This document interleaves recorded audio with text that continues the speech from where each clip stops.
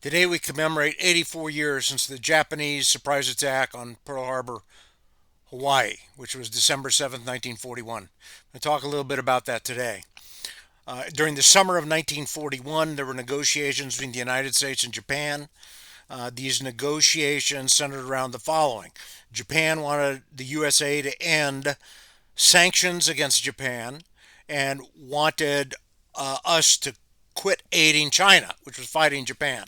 The United States, in turn, wanted Japan to leave occupied territories in China and elsewhere.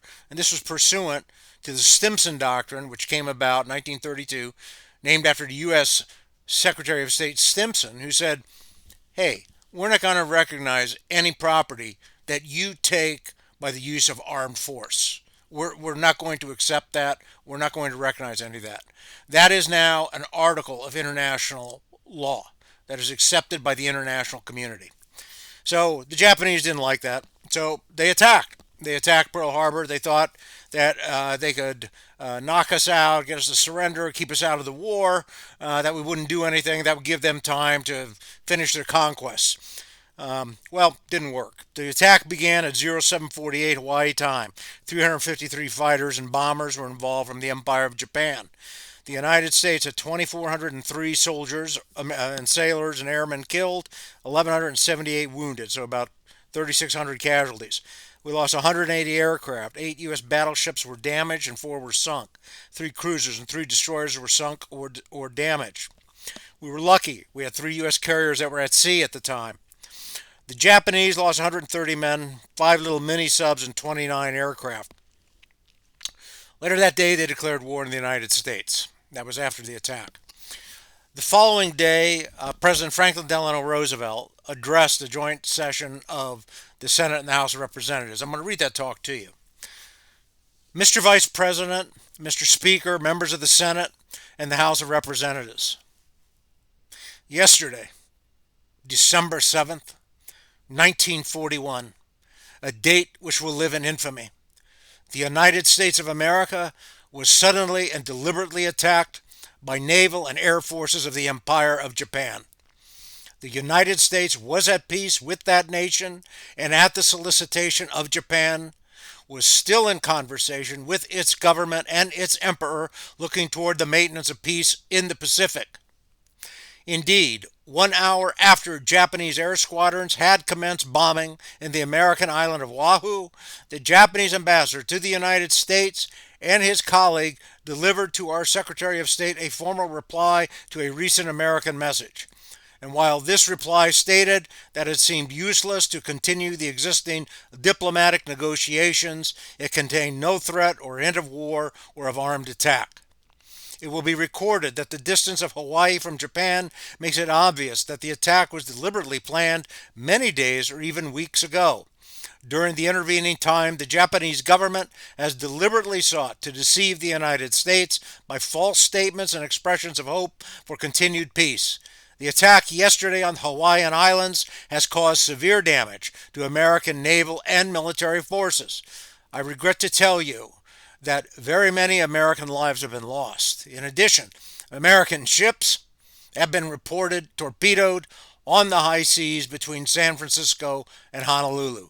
Yesterday, the Japanese government also launched an attack against Malaya. Last night, Japanese forces attacked Hong Kong. Last night, Japanese forces attacked Guam. Last night, Japanese forces attacked the Philippine Islands. Last night, the Japanese attacked Wake Island. And this morning, the Japanese attacked Midway Island. Japan has therefore undertaken a surprise offensive extending throughout the Pacific area. The facts of yesterday and today speak for themselves. The people of the United States have already formed their opinions and well understand the implications to the very life and safety of our nation.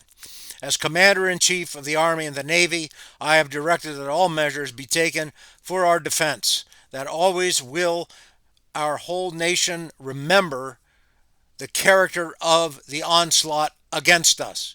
No matter how long it may take us to overcome this premeditated invasion, the American people in their righteous might will win through to absolute victory. I believe that I interpret the will of the Congress and of the people when I assert that we will not only defend ourselves to the uttermost, but will make it very certain that this form of treachery shall never again endanger us. Hostilities exist. There is no blinking at the fact that our people, our territory, and our interests are in grave danger. With confidence in our armed forces, with the unbounding determination of our people, we will gain the inevitable triumph. So help us God. I ask that the Congress declare that since the unprovoked and dastardly attack by Japan on Sunday, December 7th, 1941, a state of war has existed between the United States and the Japanese Empire. President Franklin D Roosevelt.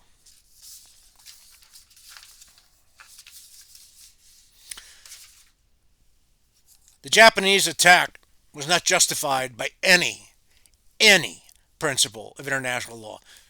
It was a lawless, immoral act which cannot be justified or defended. It is a violation, was a violation of international law, just like now an attack like that is and was and will be a violation of international law. America stands and has always stood for what is right, for right order, for the primacy of the person, the community of states or nations, the rule of law, and peace as the proper end and the desired goal of human relations.